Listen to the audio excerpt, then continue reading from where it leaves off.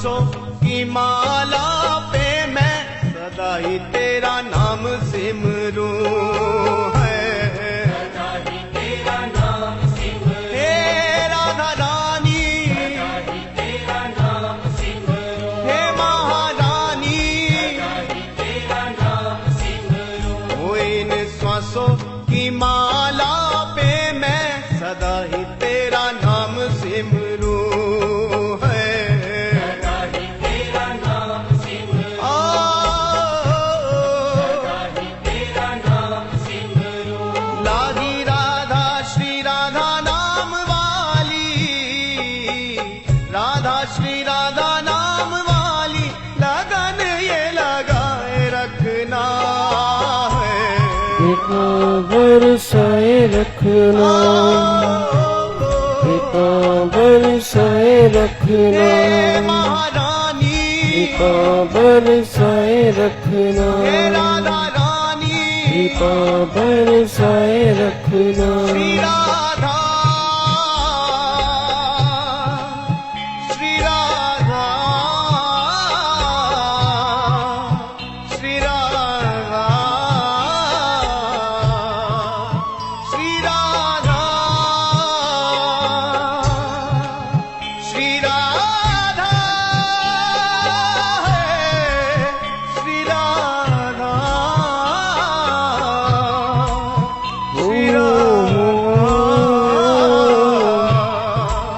श्री राधा।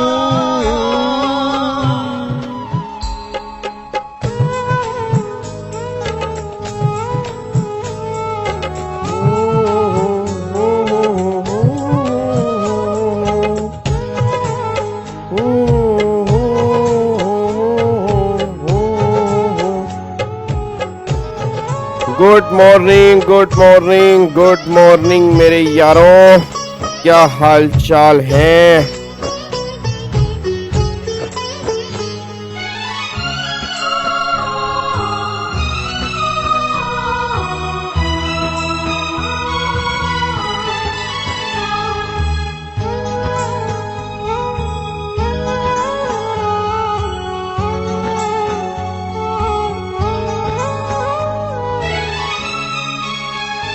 तेरे नाम के के रंग रंग में बेरंग के मैं डोलूं ब्रज ब्रज गलियन में है,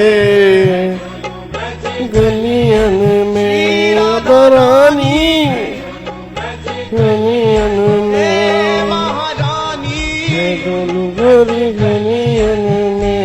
तेरे नाम के रंग में रंग के मैं डोलूं ब्रज गलियन में है।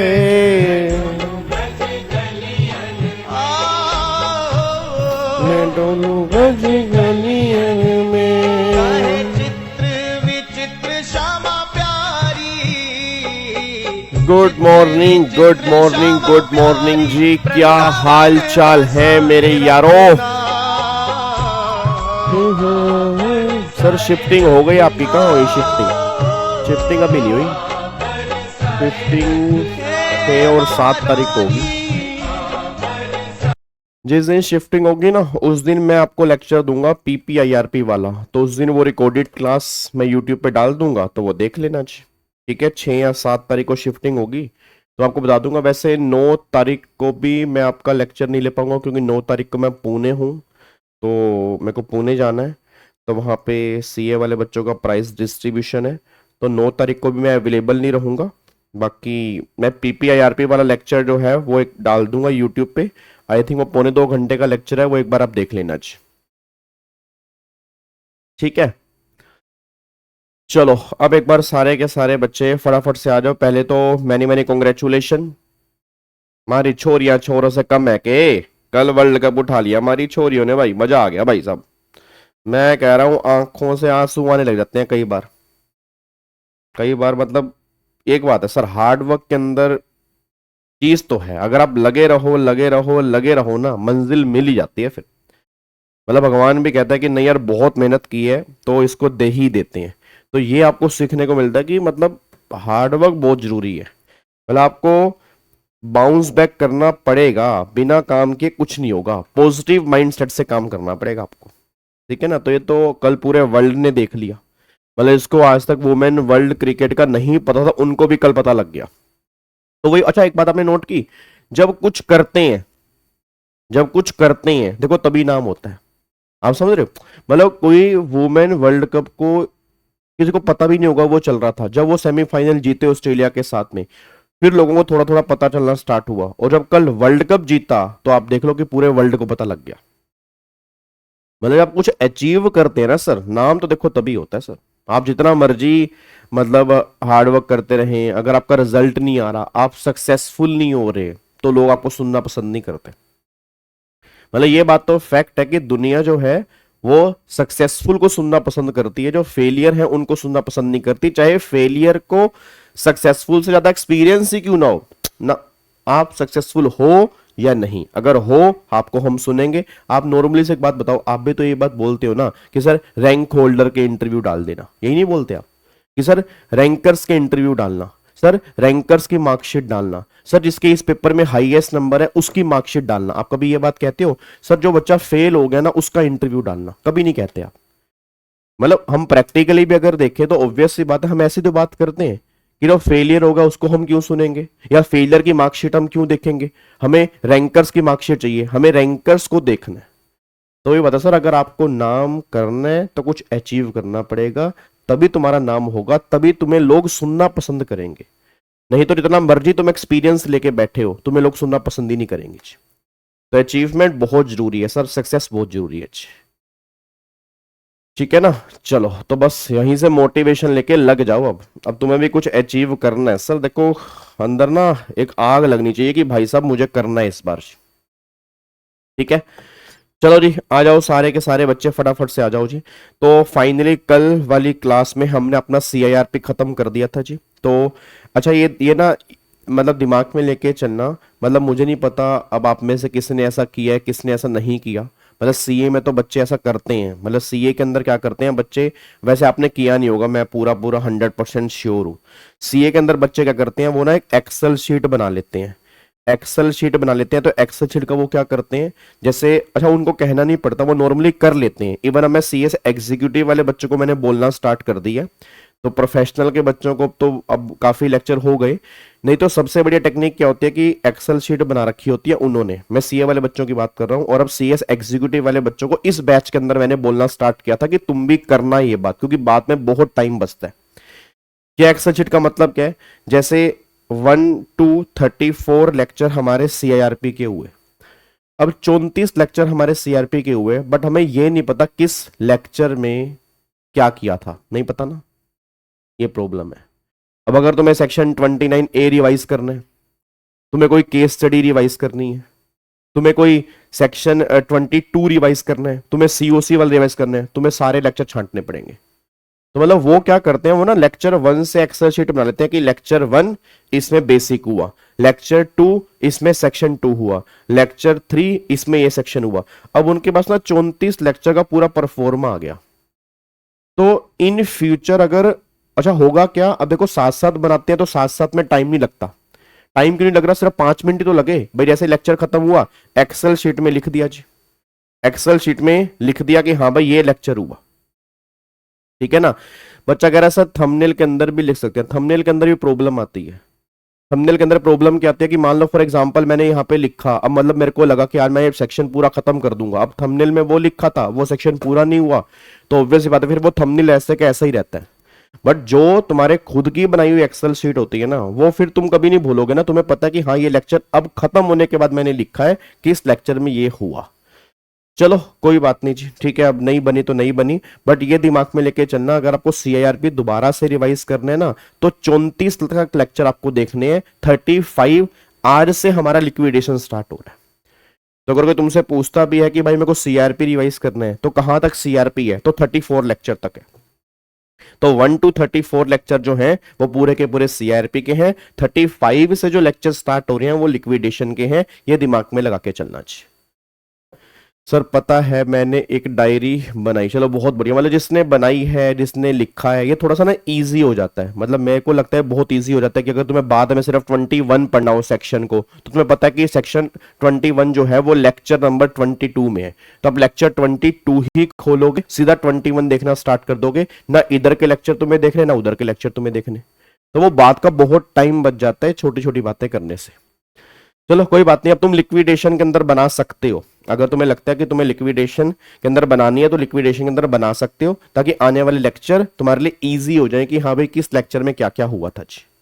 ठीक है, चलो अब एक बार यहाँ पे आ जाओ जी, इधर देखो ध्यान से। अब अगर मैं बात करता हूं तो आपको मैंने कहा था कि जो हमारा इंसॉल्वेंसी है उसके, याद करो मैंने कहा था हमारे 5 पार्ट होते हैं। याद है इंसॉल्वेंसी के 5 पार्ट होते हैं।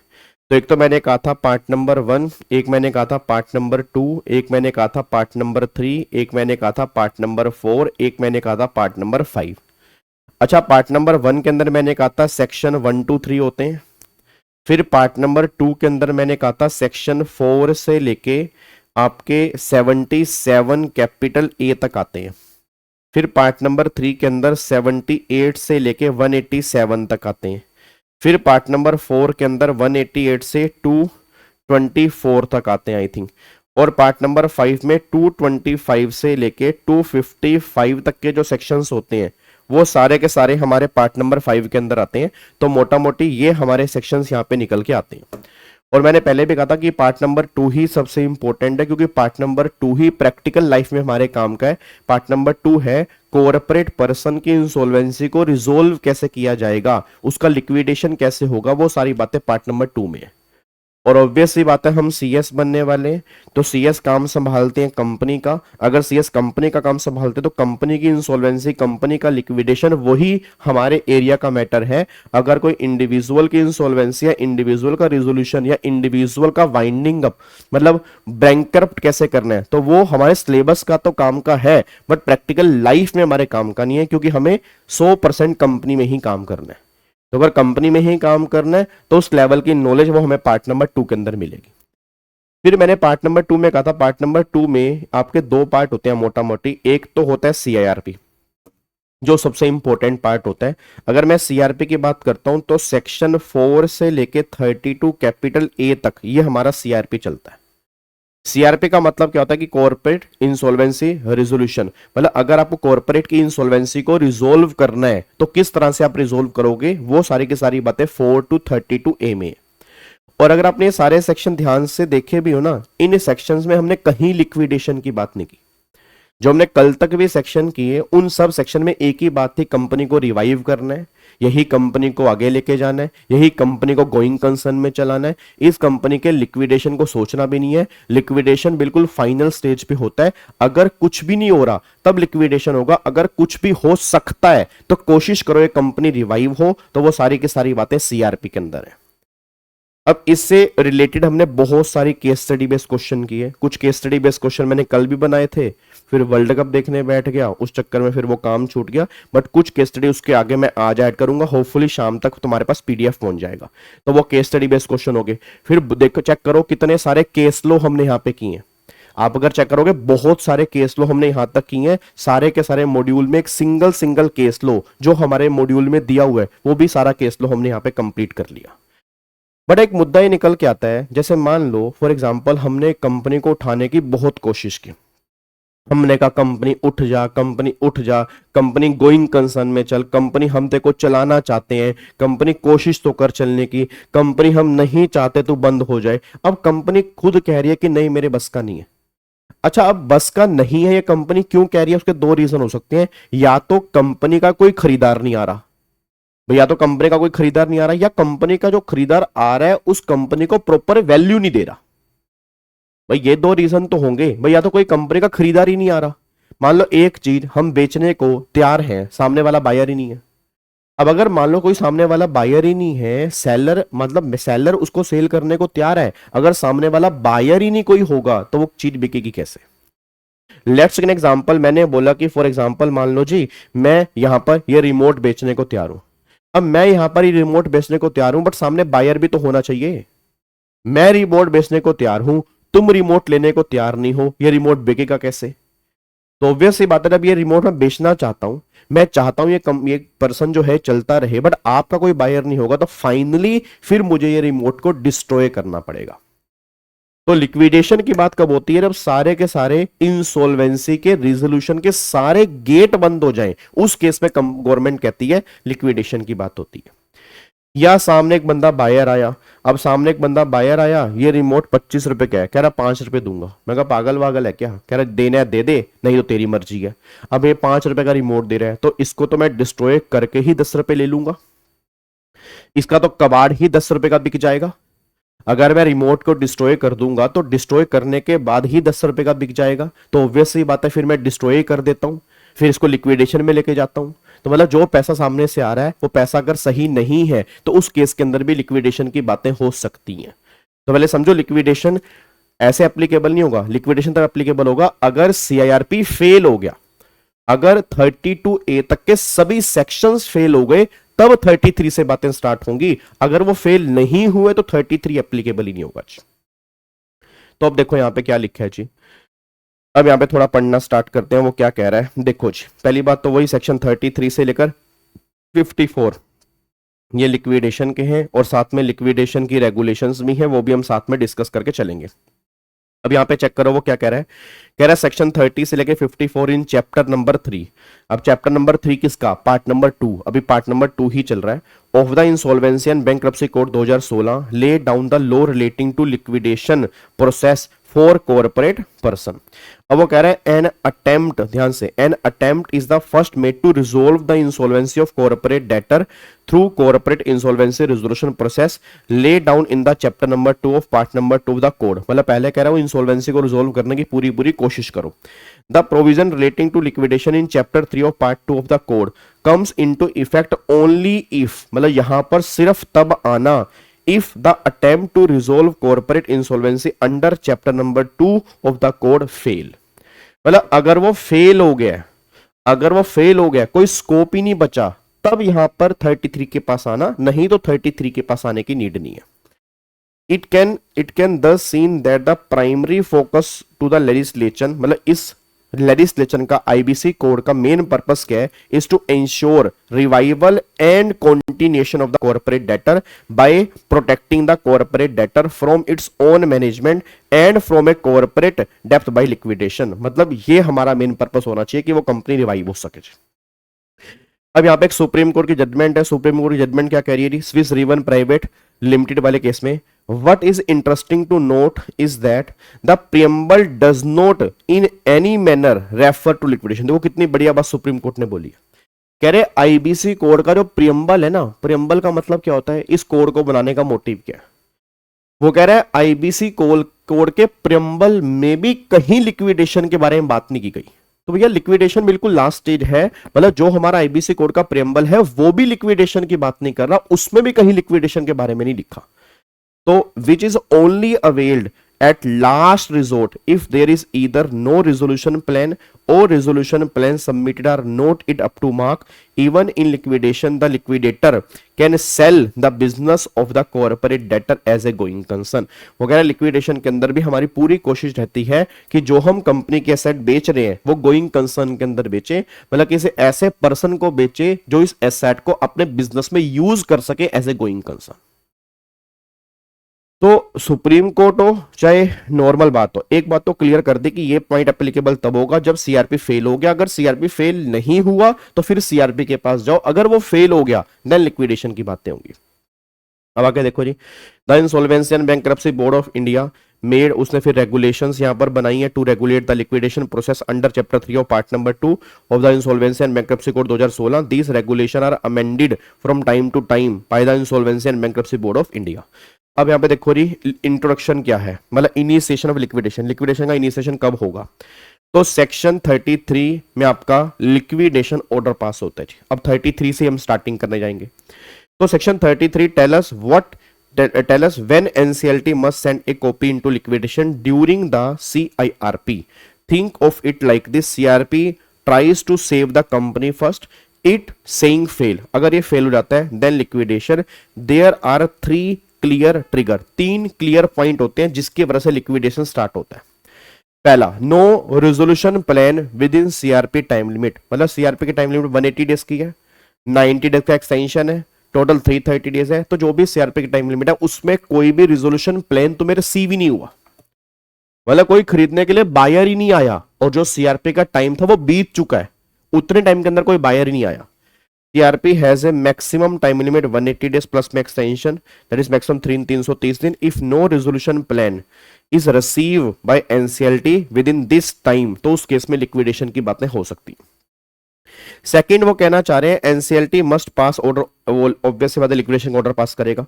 सेकंड है resolution plan receive but rejected by NCLT, buyer तो आया बट उसका प्लान रिजेक्ट कर दिया गया क्योंकि बायर का प्लान ही सही नहीं था।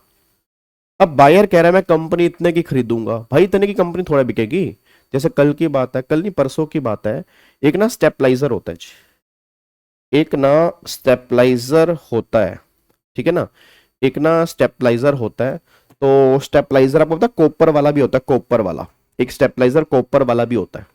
अब आपको पता कॉपर मार्केट में अच्छे खासे रेट पे बिक जाती है, कॉपर मार्केट में अच्छे खासे रेट पे बिक जाती है। अब लेट्स टेक एन एग्जांपल, जो कॉपर वाला स्टेपलाइजर है उसके अंदर कॉपर काफी सारी लगी हुई है, और वो कॉपर का रेट ही मार्केट में, फॉर एग्जांपल मैंने 4000 रुपए का स्टेपलाइजर लिया और उस कॉपर का रेट ही मार्केट में फॉर एग्जांपल मान लो 1500 रुपए है। अब वो बंदा कह रही मैं स्टेपलाइजर के ना 1000 रुपए दूंगा, तो बताओ मैं क्या बोलूंगा, मैं उसको बेच दूंगा? भाई भाई भाई क्या मेरे अंदर इतनी तड़प है कि हाय हाय हाय कोई तो बायर आया, हाय कोई तो बायर आया, चलो मैं बेच ही देता हूं? क्या मेरे अंदर कोई ऐसा कुछ है? नहीं है भाई। सिंपल सी बात है, अगर मान लो फॉर एग्जांपल बायर आया तो अच्छी बात है, बट बायर आया अच्छी बात है, बट बायर कम से कम प्राइस तो लगाए। अब 1500 रुपए का जो कॉपर बिक सकता है उसके अंदर जो कॉपर लगा है और पूरा स्टेपलाइजर वो 1000 रुपए का मांग रहा है, तो मैं क्यों दे दूं यार? मतलब मैं इस पागलपंती के अंदर दे दूं कि चलो बायर आया है, ये कोई बात थोड़ा हुई थी। अगर बायर नहीं आया तो बातें अलग है, अगर बायर आया तो वो पैसे तो सही देगा ना। तो उसने बोला कि एनसीएलटी ने उस प्लान को रिजेक्ट कर दिया। हो सकता है कोई रीजन हो रिजेक्ट करने का, तो जो भी रीजन होगा अगर प्लान रिजेक्ट हो गया तो ऑब्वियसली बात है कंपनी लिक्विडेशन में जाएगी जी। उसने बोला if resolution plan is submitted but NCLT reject it because it does not follow IBC rules section 30 and 31, liquidation must be order. तो फिर COC itself decide to liquidate. अब सीओसी को लगता है नहीं भाई इस कंपनी की तो ना इंसॉल्वेंसी रिजोल्व नहीं हो पाएगी, तो बेटर यह है इसको लिक्विडेट करते हैं। क्यों वेट करते हैं भाई? क्यों, किस चीज का वेट करें, किस चीज का वेट क्यों करें यार? एक बात बताओ, जो चीज हमें पहले से ही एक मान लो एक बच्चा है, अरब से कल की बात है, कल मैं लाइव क्लास ले रहा था जीएसटी की, अभी ना मेरे एग्जीक्यूटिव की क्लासेस चल रही हैं, लाइव क्लास होती है मेरी 12:30 बजे जीएसटी की। तो उसमें एक बच्चा कहता है सर अगर मैं अभी से पढ़ना स्टार्ट करूंगा तो क्या पास हो जाऊंगा? मतलब अभी से, मैंने उसको बोला, मैंने कहा पहली बार एक बार आपने पढ़ा है? नहीं सर अभी से पढ़ना स्टार्ट करना है, मैंने कुछ नहीं पढ़ा। आप समझ रहे हो? मतलब 3 नवंबर, आज 3 नवंबर हो चुकी है, 21 तारीख को एग्जाम है, मतलब मोटा मोटे आपके पास नाना करते हुए 40 दिन बचे हैं। 40 दिन के अंदर आपको पूरा सिलेबस कंप्लीट करना, विद रिवीजन करना, विद क्वेश्चन की प्रैक्टिस करना, सॉरी सर मेरे लिए तो पॉसिबल नहीं है। मतलब हो सकता है वो तुम्हारे लिए पॉसिबल हो सकता है वो तुम सुपरमैन हो सकता है कि तुम अपने अंदर एक पूरा जोश लेके हो कि 24 में से 20-20 घंटे पढ़ो, बट तो भी बहुत बड़ी मुश्किल वाली बात है ना। आपको वो सिलेबस भी तो खत्म करना है, सिलेबस खत्म करना नहीं है उसके बाद रिवीजन भी तो करनी है। तो मैंने कहा नहीं यार मेरे को ना पहले से ही लग रहा है कि देख तेरा नहीं होगा, तो बेटर ये कि तू जून में एग्जाम दे दे। तो अगर सीओसी को लग रहा है कि ये कंपनी नहीं चल सकती, भाई क्यों इसको चला रहे हो? इस कंपनी के अंदर जान प्राण ही नहीं है, जितना इसको आगे लेके जाओगे उतनी इसकी वैल्यू और डाउन होगी। तो हमें लग रहा है कि इसका बेटर है कि लिक्विडेशन कर दे, ताकि जो एसेट बेच के पैसा है कम से कम वो तो रिकवरी हो। तो उसने क्या बोला, CoC itself decide liquidation even before NCLT check the plan if the CoC vote 66% और more voting in favour the RP must inform NCLT और NCLAT must order for liquidation. बस ये पर ध्यान दो। तो मतलब ये 3 ट्रिगर पॉइंट है जिस वजह से लिक्विडेशन हो सकता है। पहला कोई रिजोल्यूशन प्लान आपको रिसीव ही नहीं हुआ विद इन टाइम, दूसरा प्लान रिसीव हुआ बट वो रिजेक्ट हो गया, तीसरा सीओसी खुद इस कंपनी को लिक्विडेट में लेके जाना चाह रहा है। ये 3 पॉइंट मोटा मोटी यहां पे निकल के आते हैं, ठीक है जी। 3 पॉइंट मोटा मोटी यहां से निकल के आते हैं। प्रैक्टिस कहां से होगी? कौन सी प्रैक्टिस जी? प्राची कौन सी प्रैक्टिस कह रहे हो? आगे देखो जी एक्सप्लेनेशन। और वो कह रहा है COC can decide to liquidate the company any time after its formation and before resolution plan approver even before preparing of information memorandum as soon as COC is form they can decide to liquidate. They do not need to wait for information memorandum. ठीक है, information memorandum, उसके बाद EOI beads और evaluation. If creditor feel revival is impossible they can directly opt for liquidation. वही बात आ रही है ना कि अगर उनको लग रहा है कि रिवाइवल नहीं होगा तो फिर वो लिक्विडेशन में चले जाएंगे. ये बात ध्यान दो जी. अब यहाँ पे एग्जांपल क्या निकल के आ रहा है जी? एग्जांपल निकल के आ रहा है COC is form on 1 January before RP even prepare IM creditor see company situation is hopeless. 66% voting अगर इमीडिएटली पास हो जाती है तो लिक्विडेशन ऑर्डर यहां पर पास हो जाएगा. बस ये पर ध्यान दो. ठीक है. अब वो कह रहा है सेक्शन 33 एक आएगा. वो कह रहा है when resolution plan is violated. अब वो कह रहा है if any resolution plan approve by NCLT is later not followed by company any affected party creditor stakeholder except the corporate debtor itself may approach NCLT. they can request liquidation. अब 3 point तो वो हैं जी. हाँ जी, 3 point तो वो हैं. अब देखो 3 पॉइंट तो वो हैं. अब एक पॉइंट ये भी है जहां पे लिक्विडेशन ऑर्डर आ सकता है. मतलब प्लान रिसीव नहीं हुआ, लिक्विडेशन ऑर्डर आ सकता है. कोई दिक्कत वाली बात नहीं है. अगर प्लान रिसीव नहीं हुआ तो लिक्विडेशन ऑर्डर जो है वो आ सकता है. ठीक है. अच्छा, अगर प्लान रिसीव हो गया बट वो अप टू मार्क नहीं है तो भी लिक्विडेशन ऑर्डर आ सकता है. फिर तीसरा पॉइंट वहां पे निकल के आ रहा है कि अगर सीओसी को खुद लगा कि कंपनी लिक्विडेशन में जाएगी तो वो खुद लिक्विडेशन में. अब चौथा ये है हाँ जी, अब चौथा पॉइंट ये निकल के आ रहा है कि अगर मान लो लिक्विडेशन मतलब रेजोल्यूशन प्लान आया, सब कुछ आया, अप्रूव भी हो गया, पर आपको याद है अप्रूव के बाद इंप्लीमेंटेशन भी होता है. अब अप्रूव के बाद इंप्लीमेंटेशन करते हुए आपने टर्म्स एंड कंडीशन को ब्रेक कर दिया, तो उस केस में जिसको इस टर्म्स कंडीशन ब्रेक करने से दिक्कत हुई तो वो एप्लीकेशन डाल सकते हैं एनसीएलटी को कि आप इस कंपनी को लिक्विडेशन करो क्योंकि ये कंपनी कंडीशन फॉलो नहीं कर रही. लिक्विडेशन तो लास्ट रिजोर्ट. हाँ, तो लास्ट रिजोर्ट ही तो है नालायक बच्चा कह रहा है सर सीओसी डायरेक्ट लिक्विडेशन में कैसे जा सकता है without trying to resolve insolvency. तो सीओसी वही तो कहना चाह रहे हैं भाई, सीओसी कह रहे हैं कंपनी रिजोल्व हो ही नहीं सकती ना. अबे नालायक, अभी मैंने एग्जांपल दिया कि जो बच्चा कह रहा है कि अब 21 तारीख को तुम्हारे एग्जाम है, सुनना मेरी बात को माही, 21 तारीख पहले तो माही लड़की का नाम है, लड़के का नाम है, बड़ी दिक्कत वाली बात है. तो फोटो में लड़का लग रहा है तो मतलब हो सकता है कि लड़के का नाम हो. तो माही एक बात बताओ यार, तुम्हारे 21 तारीख को एग्जाम है, तुम 1 तारीख को मेरे को बोल रहे हो 1 दिसंबर को कि सर मैंने कुछ नहीं पढ़ा, मैं क्या पढ़ के पास हो सकता हूं, तो भैया क्या कर रहे हो?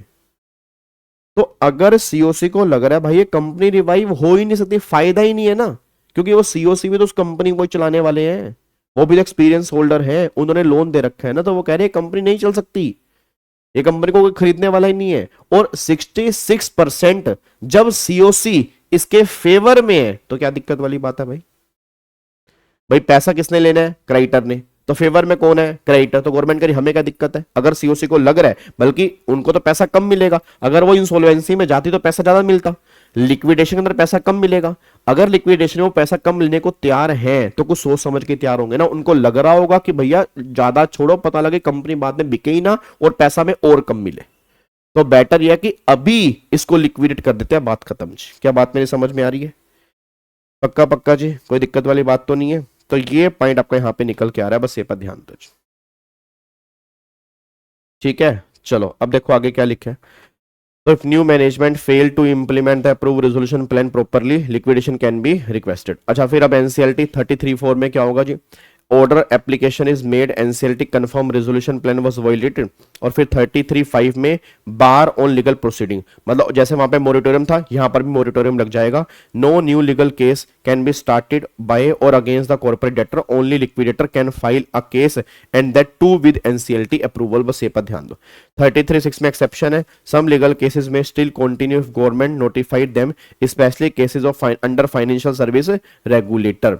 फिर termination of employ, liquidation order is equal to automatic termination notice to all officer employ workman. जब कंपनी लिक्विडेट हो रही है तो ऑब्वियस सी बात है नोटिस है कि तुम अपना अपना देख लो, अब तुम किसी और कंपनी को ज्वाइन कर सकते हो unless liquidator continue business during liquidation. तो ये पॉइंट आपका यहां पे निकल के आ रहा है. ये आपका बेसिक स्ट्रक्चर था जी, ये आपका बेसिक स्ट्रक्चर था कि लिक्विडेशन इनिशिएट कैसे होता है जी. अब यहाँ पे एक जजमेंट आ रही है जी, ये जजमेंट कह रही है in this case the NCLT observe that committee of creditor asked the liquidation even though there was still 1 month remaining out of 180 days CRP. COC did not ask for an extension of another 90 days which law allow. COC did not invite expression of interest to find resolution plan.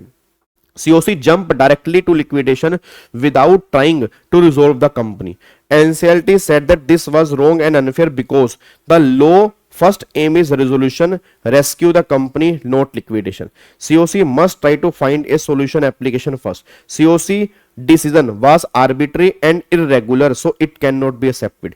In simple word, creditor rush into liquidating the company without even trying properly to find a buyer और save the business even though time वो still available. वही बात आ गई आपके वाली जी, माही ओ माही माही माही माही माही, देखो वही बात आ गई ना. वही बात यहाँ पे निकल के आ रही है कि भैया सीओसी को, जैसे आपने बोला सर विदाउट ट्राइंग, अब ऑब्वियस सी बात है सीओसी यहाँ पे ट्राई करेगा, ठीक है ना. अब हाँ अगर वाइबल है यार, देखो सिंपल सी बात, अगर वाइबल है तो आप नहीं कर सकते. नहीं नहीं नहीं, यहाँ पे कोई कमर्शियल विजडम नहीं है जी, कमर्शियल विजडम वाला फंडा यहाँ पे एप्लीकेबल नहीं होगा. ये बात ध्यान रखना, वो केस लो रिजोल्यूशन प्लान वाले केस में उसने साफ साफ मना कर दिया, इस केस में कोई कमर्शियल विजडम नहीं है. यहाँ पे ये नहीं है कि सीओसी ने ऑर्डर पास कर दिया लिक्विडेशन का तो लिक्विडेशन होगा ही होगा. आपको प्रूफ करना पड़ेगा. आपने ट्राई किया था, मैंने क्या बोला कि सीओसी को लग रहा है कि कंपनी नहीं बिक सकती, इस कंपनी का कोई बायर ही नहीं है, तो बेटर है कि लिक्विडेट कर दे. तो आप प्रूफ कर दो, बस आप प्रूफ कर दो कंपनी क्यों नहीं बिक सकती. अगर आप प्रूफ कर दे तो कंपनी नहीं बिक सकती, कंपनी के कोई बायर नहीं है, तुमने हर पॉसिबल कोशिश की, उसके बावजूद भी तुम्हें कोई बायर नहीं दिखा, देन तुम लिक्विडेशन में जा रहे हो, हमें कोई प्रॉब्लम नहीं. बट आपका मन कर रहा है लिक्विडेशन का कि चलो पैसे ही ले लेते हैं, अभी पता नहीं सीआरपी होगा नहीं होगा, वो केस पॉसिबल नहीं है. तो वो तो फर्स्ट केस में ऑब्वियस सी बात है पहले इंसॉल्वेंसी रिजोल्व करने की ही ट्राई होगी ही होगी. और वही यहां पर जजमेंट बोलना चाह रही है कि सीओसी अपनी मन मर्जी नहीं चला सकते. अगर माना सीओसी के पास 66% की वोटिंग पावर है, माना सीओसी कह रहे हैं हम लिक्विडेशन कर सकते हैं, बट ऐसे नहीं. जजमेंट ने साफ साफ बोला पहले आपने ट्राई की हो इंसॉल्वेंसी को रिजोल्व करने की, वहां नहीं हो रहा, आपने प्रूफ हमें कर दिया, देन आप लिक्विडेशन ऑर्डर की बात कर रहे हो, हमें कोई दिक्कत नहीं है.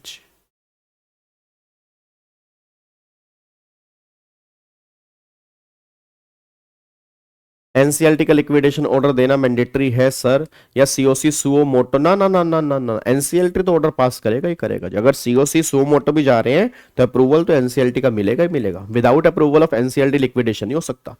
प्रेसिडेंट के बिना लॉ नहीं बन सकता जी, सिंपल सी बात है, प्रेसिडेंट के बिना लॉ नहीं बन सकता.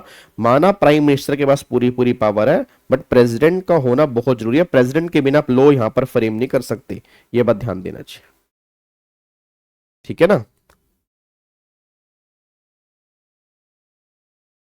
90 डेज, कौन से 90 डेज जी, कहां पे ना 90 डेज? तो वो है ना 180 डेज प्लस में 90 डेज प्लस में 3, मतलब टोटल मिलाकर 330 दिन, टोटल मिलाकर 330 दिन निकल के आता है जो हमने सीआरपी के अंदर किया था. 180 डेज फिर 90 का एक्सटेंशन मिलेगा तो टोटल 330 डेज हो गए. जितेंद्र आपके क्वेश्चन का रिप्लाई कर दिया मैंने जी. अगले पॉइंट पर आओ जी. अब NCLT said you should first follow the resolution process, ठीक है, and give a fair chance. You could not directly jump to liquidation. Crux से निकल कह रहा है कि COC must seriously attempt resolution before choosing liquidation. Liquidation is the last option, not the first option. वही बात आपकी यहाँ पे लिखी है जी. अब देखो अगर आप यहाँ पे चेक करोगे ना, वही बातें ऊपर जो भी हम ऊपर पढ़ के आए हैं, वही 4 पॉइंट इन्होंने यहाँ पे लिखे हैं जो लिक्विडेशन का मैटर करता है जी, ठीक है. अब देखो यहाँ पर क्या है, अब वो कह रहा है देखो वही, where the NCLT does not have receive a resolution plan within time limit. Where the NCLT reject the resolution plan, तो वही बात आ गई. Where at any time before confirmation of resolution plan including any the time before preparation of information memorandum the committee, वही CoC ने order pass कर दिया. या where the corporate debtor contravene the terms of the resolution plan. वही 4 case मैंने आपको बताए थे और वही 4 केस यहाँ पे लिखे. इन चारों की वजह से ही लिक्विडेशन हो सकता है, बस ये पर ध्यान दो. अब यहां पे देखो व्हेन लिक्विडेशन स्टार्ट, अब यहां से आपका सेक्शन स्टार्ट हो रहा है. वैसे तो मोटा मोटी सेक्शन हमने ऊपर भी कर लिया, बट वो इंट्रोडक्शन में दिया हुआ था. अब यहां से आपका मेन सेक्शन स्टार्ट हो रहा है. वो कह रहे liquidation happen when the company can not be save through resolution. Section 33 explain when NCLT must order pass liquidation. कब वो लिक्विडेशन का ऑर्डर पास करेगा? तो पहला, no resolution plan receive in time, वही सेम बात दोबारा से आ रही है. अगर 180 डेज में एक्सटेंशन 90 दिन की, टोटल 330 दिन। अगर उतने दिन में आपको प्लान कोई रिसीव नहीं हुआ तो NCLT does not receive any resolution plan, then NCLT must order liquidation. Company goes into liquidation, public announcement made कर दी जाएगी, ऑर्डर जो है वो आरओसी को भेज दिया जाएगा कि अब ये कंपनी लिक्विडेशन में जा रही है। फिर resolution plan receive but rejected, तो if a plan submitted but NCLT reject it because it does not meet legal requirement, तो उस केस के अंदर NCLT लिक्विडेशन ऑर्डर पास करेगा, पब्लिक नोटिस इशू करेगा और ऑर्डर सेंड करेगा आरएससी को कि अब ये कंपनी लिक्विडेशन में जा रही है। तीसरा वही COC itself decide to liquidation, even before a plan finalize COC में ऑप्शन है decide liquidation is the only option. COC pass a resolution plan with 66% vote any time after COC is form, even before information memorandum is prepare. But obviously बात है, you have to try to resolve the company. आपने company को resolve करने का try किया हो, अगर वो नहीं हो पा रहा देन आप अपनी मर्जी से भी लिक्विडेशन में जा सकते हैं। तो RP inform NCLT, NCLT must order liquidation. अब resolution plan approve but later violated, वही आपने रेजोल्यूशन प्लान अप्रूव किया था, बाद में वॉयलेट कर दिया। तो resolution plan is approve by NCLT but corporate debtor fail to follow it. Any affected person not corporate debtor itself can apply NCLT with verify breach if violation proved, liquidation order जो है वो पास हो जाएगा, बस ये पर ध्यान दो। फिर यहां पर bar on legal case against corporate debtor, वही once liquidation order pass, no new lawsuit or proceeding can be filed against the company, liquidator can be filed cases with NCLT approval, these project the asset of fair distribution, बस ये पर ध्यान देना चाहिए। तो आपको नहीं लग रहा वही बातें ऊपर निकल के आ रही हैं? तो मोटा मोटी वहां पर भी हमने सेम बातें यहां पर पढ़ी थी जी, ठीक है। उसके बाद देखो अब यहाँ पे केस क्या कह रहा है, कह रहा है एनसीएलटी, एनसीएलटी का केस है, कह रहा है resolution plan so total waiver of all government dues and closure of all cases. What happened? A resolution plan was submitted asking for full waiver of all claim and taxes by government and local authority, closure of all ongoing proceeding against the corporate debtor except criminal cases. COC still approved the plan. RP submitted it to NCLT for approval. NCLT decision, NCLT rejected the plan and order liquidation, holding that plan violated 32E. Resolution plan must comply with existing law. COC cannot approve a plan that demand complex tax waiver or automatic case closure. These require due legal process. RP advised wrongly. RP should not have placed such an illegal plan before COC, therefore RP should not appoint as liquidator. So a resolution plan cannot demand blanket immunity or extinguishment of a statutory dues unless permitted by law. RP must screen play and ensure legal compliance before COC voting. तो वही same बात यहाँ पे निकल के आ रही है कि वैसे तो COC की कमर्शियल विजडम है, पर याद है मैंने क्या कहा था कि अगर वो इलीगल तरीके से काम हुआ है, अगर वो लॉ को बिना फॉलो किए काम हुआ है, तो उस केस में सीओसी की कमर्शियल विजडम खत्म हो जाती है। फिर जो एनसीएलटी बोल रहा है वो सही है, और यहां पर एनसीएलटी सही है। देखो उसने क्या बोला, NCLT held that resolution plan seeking full waiver of taxes and closure of cases violate section 32E and should not be accepted. COC approval can not validate an unlawful plan and RP must not support such proposal. वही same बात यहां पर निकल के आ रही है।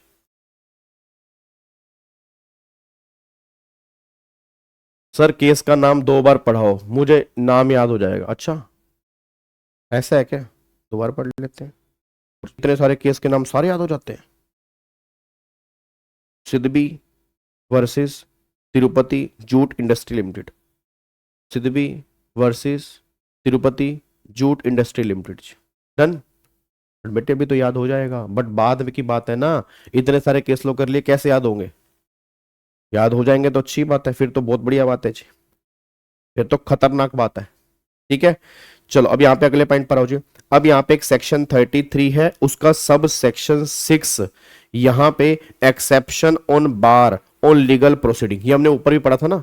Exception वैसे तो बाउ मतलब मोरिटोरियम लग जाएगा यहाँ पर, बट उसकी एक्सेप्शन भी थी कि कहाँ पे मोरिटोरियम नहीं लगेगा, अब वो बताने जा रहे हैं।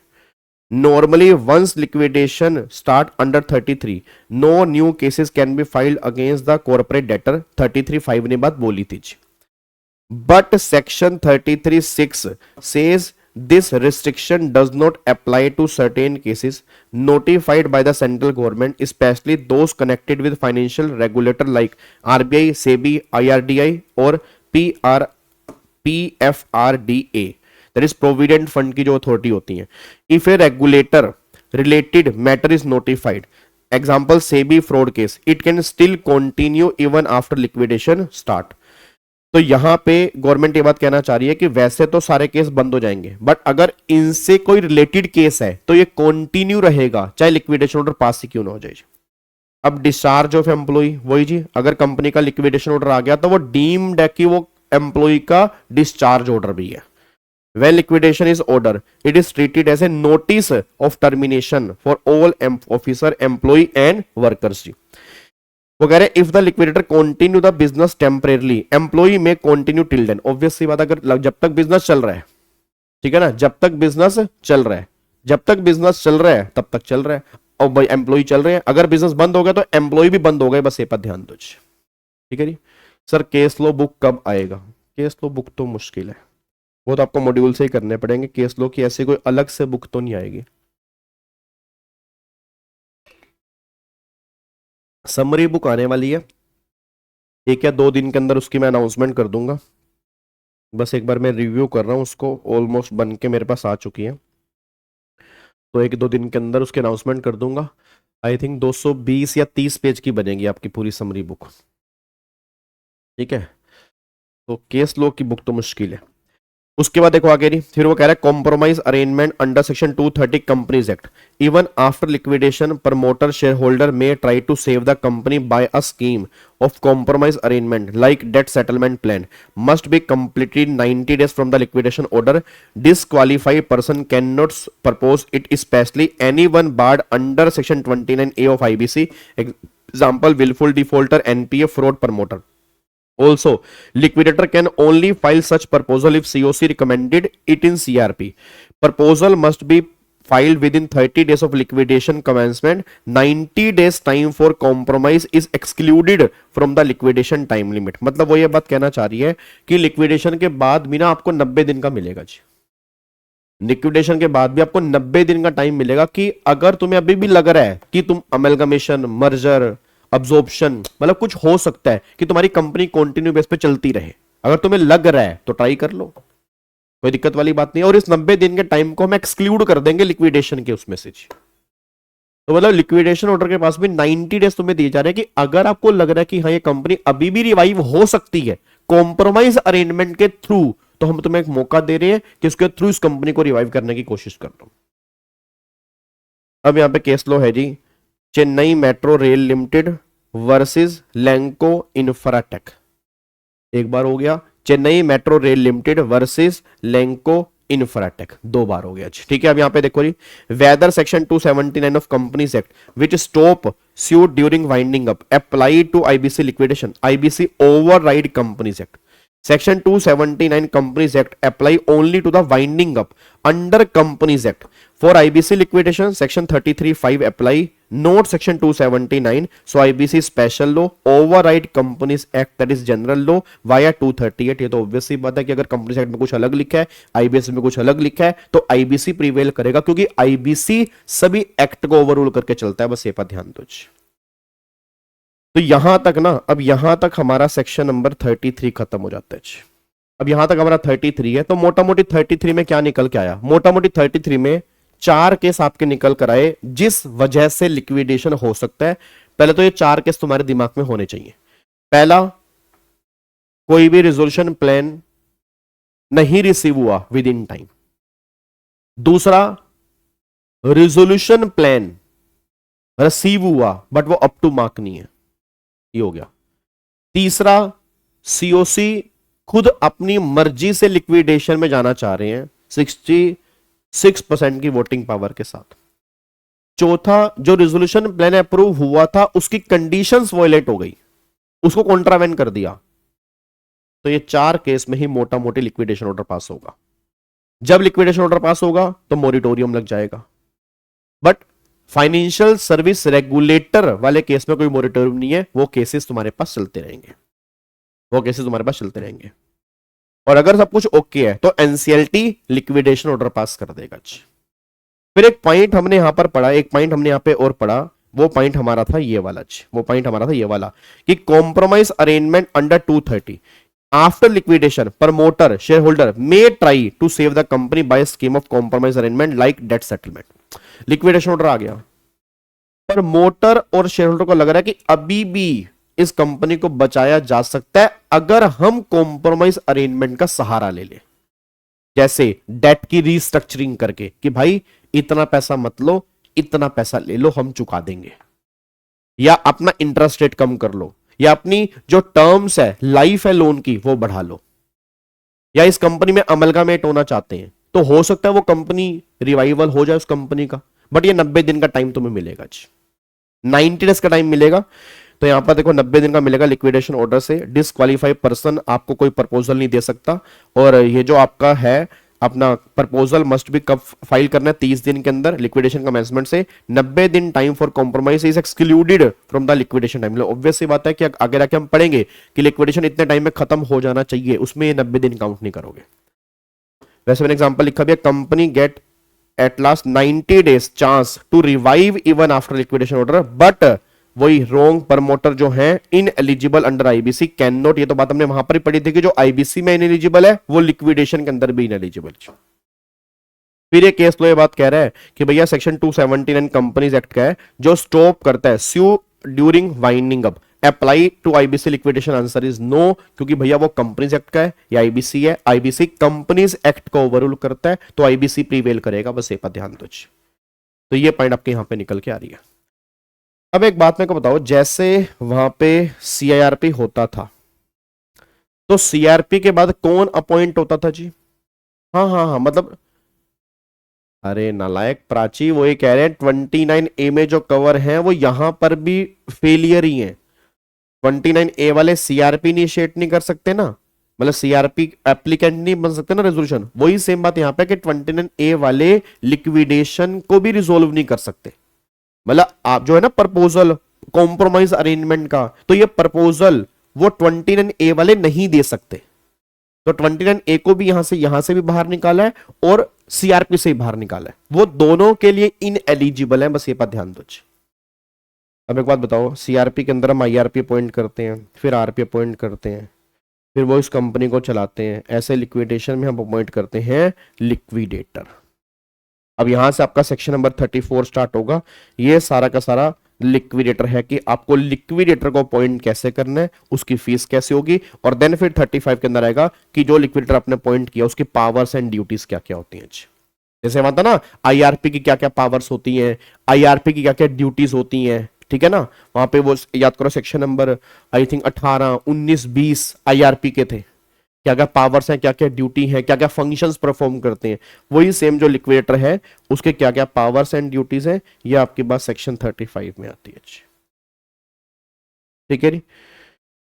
अब एक बार उसमें आपको मोटा मोटी 34 का ओवरव्यू दे रहा हूं, बाकी आप एक होमवर्क है आज आपके लिए, 34 एंड 35 अपने घर से पढ़ के आना है। आपका होमवर्क है 34 एंड 35, ये दोनों सेक्शन आप घर से पढ़ के आएंगे, आप घर से रिवाइज करके आएंगे। कल इन दोनों को हम पैक करेंगे, बट थोड़ा सा आपको मैं बस 2-3 लाइनों के अंदर ओवरव्यू दे रहा हूं। देखो क्या लिखा है, section 34 of the code provide the appointment of liquidator and fee to be paid to him, उसको फीस पे करनी है, वो भी कैसे होगी। According to section number 518 of liquidator means an insolvency professional appointed as the liquidator in accordance with the provision of chapter 3 of chapter 5 of this part as the case। मतलब एक simple सी बात बताओ, जैसे वहां पे आईआरपी आरपी बनते हैं ना, तो कोई बड़ी बात नहीं, जो आरपी है अब ये कंपनी बंद हो रही है तो यही लिक्विडेटर बन जाएगी। तो लिक्विडेटर भी एक इंसॉल्वेंसी प्रोफेशनल ही है, मतलब ऐसा कोई एरा गैरा इंसॉल्वेंसी प्रोफेशनल ही बनेगा, मतलब सॉरी लिक्विडेटर नहीं बनेगा। पहले वो इंसॉल्वेंसी प्रोफेशनल होगा, फिर हम कुछ कंडीशंस चेक करेंगे, देन वही फिर एज ए लिक्विडेटर अपॉइंट हो जाएगा, बस ये पर ध्यान दो। तो क्या लिक्विडेटर एक कंपनी सेक्रेटरी भी हो सकता है? हो सकता है, अगर वो आईपी है तो हो सकता है कि वो आईपी लिक्विडेटर की तरह अपॉइंट हो जाए, तो आप लिक्विडेटर बन सकते हो। रेजोल्यूशन देखो वही लिखा है ना, आरपी, देखो RP to act as liquidator, वही बात आ गई same. Section 34(1) provide that where the NCLT pass an order of for liquidation of corporate debtor under 33, the RP appointed for the corporate debtor insolvency resolution process under chapter 2 और the PPIRP under chapter 3A subject to submission of written consent by the RP to NCLT in specified form shall act as liquidator for the purpose of the liquidation unless replaced by NCLT under subsection 4। वही बात यहां पे आ रही है कि भैया वही RPF liquidator point होगा सब्जेक्ट टू रिटर्न कंसेंट। हाँ, उसको रिटर्न कंसेंट देनी पड़ेगी कि हाँ मैं लिक्विडेटर बनने को तैयार हूं, और उसको रिप्लेस भी कर सकते हैं। अगला सबसेक्शन 4 जो होगा उसमें रिप्लेसमेंट की बात है कि इसको रिप्लेस भी किया जा सकता है। ठीक है ना, तो यही आरपी क्या बन गया, लिक्विडेटर बन गया। तो इसमें यहाँ पे लिखा है the has amended section 34 so as required written consent of resolution professional in specified form for appointment as liquidator. मतलब वही रिटन कंसेंट जो है वो जरूरी है, आपका मन जानना भी जरूरी है कि आप हमारी कंपनी के लिक्विडेटर बनना भी चाहते हो या नहीं बनना चाहते, ये जानना बहुत जरूरी है। आगे देखो जी, section 32 further provide that appointment of liquidator under section 34 all powers of board of director KMP and partner. अब ये किसको पास चली जाएंगी, ये जाएंगे अब लिक्विडेटर के पास। वही से बात आ गई, जो वहां पे IRP और RP के पास जाती थी, अब यहां पर पावर जो है वो लिक्विडेटर के पास जा रही है। तो अगर आप कंपैरिजन करोगे ना IRP और RP से, जब तुम इसको घर जाके पढ़ोगे तुम्हें लगेगा सर सेम ही है। मतलब मैंने कहा ना लिक्विडेशन में कोई खास मुश्किल नहीं है, लिक्विडेशन मुश्किल नहीं है। मेन तो जो जितनी कंफ्यूजन पैदा हो सकती है वो CRP के अंदर हो सकती है। मैं ये नहीं कह रहा यहां से क्वेश्चन नहीं बनते, यहां से भी क्वेश्चन बनते हैं, ये भी बहुत इंपॉर्टेंट पार्ट है। ठीक है ना, तो यहां से भी एक आधा क्वेश्चन पक्का पक्का बन जाता है, 100% बन जाता है। बट वो अगर तुमने CRP में टाइम लगा लिया, उसके बाद तुम्हें लिक्विडेशन में टाइम नहीं लगेगा जी। ऑलमोस्ट वही सेम बातें तुम्हें देखने को मिलेंगी जी। ठीक है, अब आगे देखो, personal of corporate debtor to extend all assistant. याद है कोऑपरेशन, याद करो सेक्शन 19, ये जो हमने IRP के पढ़ा था। फिर आगे रिप्लेसमेंट ऑफ RP, याद करो सेक्शन 27 जो हमने पढ़ा था रिप्लेसमेंट ऑफ RP का। अब जो RP की जगह कोई दूसरा बंदा लिक्विडेटर बन रहा है वो आ गया। अब ये 34(4) है जी। उसके बाद फिर यहां पर देखोगे तो यहां पे इंसॉल्वेंसी प्रोफेशनल, वही नया बंदा अपॉइंट हो रहा है, और फिर उसने बोर्ड से पूछा है, बोर्ड उसको बताएगा, और जो भी फीस जो होगी वो यहाँ पर फीस पे की जाएगी लिक्विडेटर की। ये हमारा सेक्शन 34 है। तो एक बार आप ये इसको फटाफट से घर से 34 एंड 35 दोनों अपने घर से रिवाइज करके आने हैं, और कोई डाउट होगा मुझसे पूछ लेना जी। ठीक है, तो वो कल सेम टाइम पर हम मिलेंगे जी। कल वही 8:30 बजे हम मिलेंगे, और कल हम 35 तक के सभी सेक्शन जो है अपने पैकअप कर देंगे जी। ठीक है, चलो ओके जी, bye bye, tata, thank you so much, God bless you, जय हिंद। और मैं कोशिश करता हूं आज शाम तक केस स्टडी बना के आपको दे दूं ताकि आप उसकी प्रैक्टिस कर सकें जी। ठीक है, थैंक यू सो मच।